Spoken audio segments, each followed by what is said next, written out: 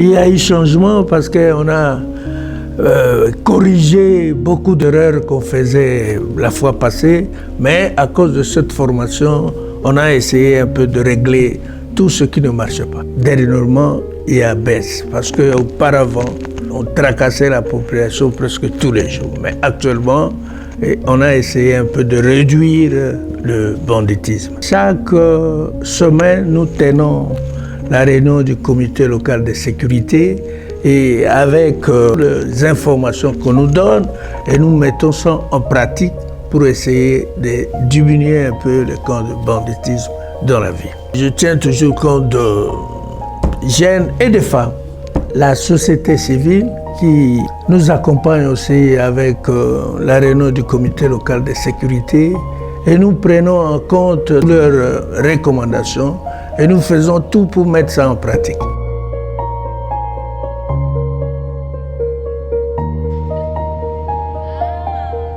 Après plusieurs plaidoyers et sensibilisations, plusieurs recommandations, nous avons compris que les autorités ont finalement compris qu'il y avait un besoin de faire participer tout le monde aux questions sécuritaires. Nous y participons comme d'abord organisations féminines et membres de la société civile, comme des accompagnateurs des victimes de certaines violences et des survivants des massacres, parfois des déplacés. Alors, certaines réalités, nous les connaissons. Nous nous félicitons de faits qui sont d'abord prises en compte. Parce qu'avant, c'était difficile qu'on prenne en compte ce que les femmes disaient.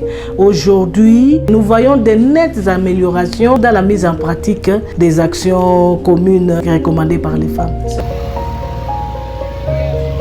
Bien avant, vraiment, il n'y avait pas vraiment une franche collaboration directe avec les autorités. Pourquoi? Parce que on ne participait pas dans différentes réunions. Mais aujourd'hui, après la création, là, il y a une très grande collaboration.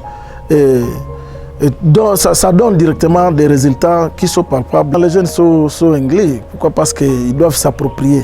Nous récoltons des données par-ci par-là, des alertes purement sécuritaires, et nous les remontons aux autorités pour que ces autorités puissent agir. Il y a un impact, il y a des réponses rapides par exemple qui arrivent, qui viennent soulager la population. Il y a aussi des numéros verts qui sont déjà éparpillés partout dans la ville. C'est l'affaire de tous.